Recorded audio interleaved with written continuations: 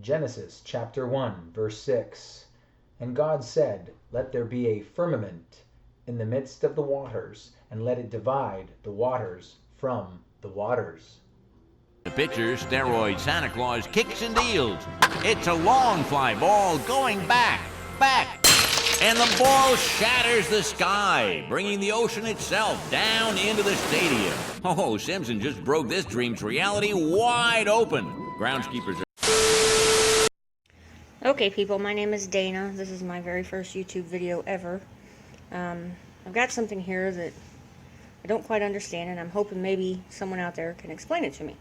I've been doing a lot of research on the flat earth and the firmament, things like that. This is a set of encyclopedias I have. They're Encyclopedia Americana. Okay, I hope you can see this.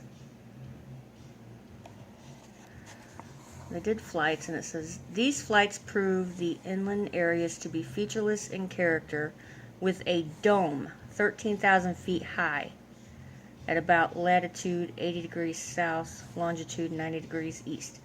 Okay, I have no idea what that means. There seems to be only one definition for the word dome.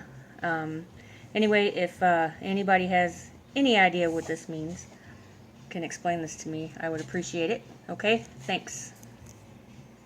Now, one thing I really want your generation to embrace is that the earth is a closed system.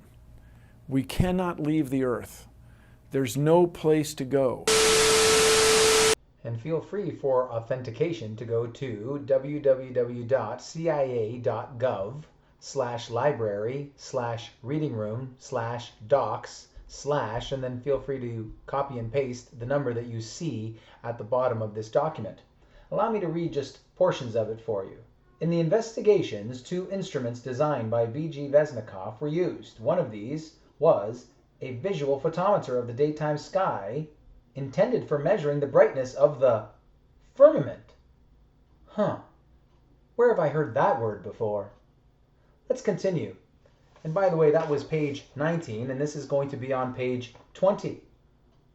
A method is also proposed of determining the brightness of the clear daylight sky at any point based on measuring the brightness along the amelcanter of the sun and of 5 to 6 points of the firmament, located at various zenith distances. 5 to 6 points of the firmament, located at various zenith distances? How come we haven't heard about this before? Oh, wait a minute. We have. In Genesis, in our Holy Bible. And I can't believe we just put the biggest crack in that glass ceiling yet.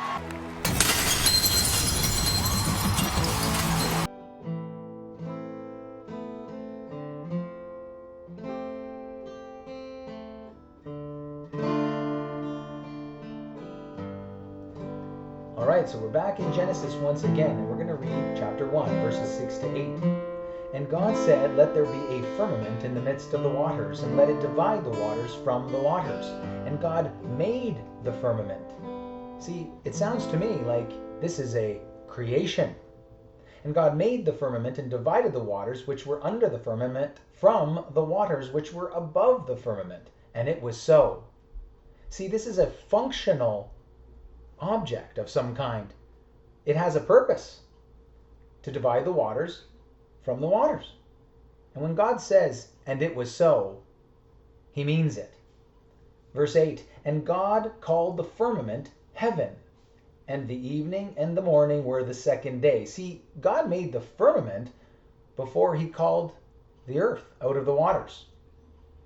So, do you really think this is allegorical? I can't help but think to myself that it isn't. And let's keep in mind as we read scriptures later on that when he says, and God called the firmament heaven, there are times in scriptures where these words are interchangeable depending on the context. Now let's fast forward to verse 14, and we will note that once again, reading from verse 14 to 17, the firmament is mentioned 3 more times, making it a total of 8 times altogether just in Genesis chapter 1. Verse 14, and God said, Let there be lights in the firmament of the heaven to divide the day from the night, and let them be for signs and for seasons and for days and years, and let them be for lights in the firmament of the heaven, to give light upon the earth. And it was so. And God made two great lights, the greater light to rule the day, and the lesser light to rule the night. He made the stars also, and God set them in the firmament of the heaven to give light upon the earth. So again, even the lights are in the firmament. I don't see how you can create an allegorical argument for this. And quite frankly, if you're a Christian, I don't know why you would. And unfortunately, we have several Christians out there suggesting that somehow the firmament was completely destroyed at the flood. Well, first of all, there are no scriptures to support that argument. Not to mention the fact, as you continue in our Bible, there are several other scriptures that speak about the firmament. Let me mention a couple to you. For example, Ezekiel chapter 1, verses 22 to 26. Go to Daniel chapter 12, verse 3. And there are other scriptures that I could include, but for the sake of time, I'm going to end this video with Psalm 19, verse 1. The heavens declare the glory of God, and the firmament showeth his handiwork. The sky fall, let it crumble, every knee will bow to the righteous King, to the righteous King, to the righteous King, to the righteous King. The sky fall, let it crumble, every knee will bow to the righteous King, to the righteous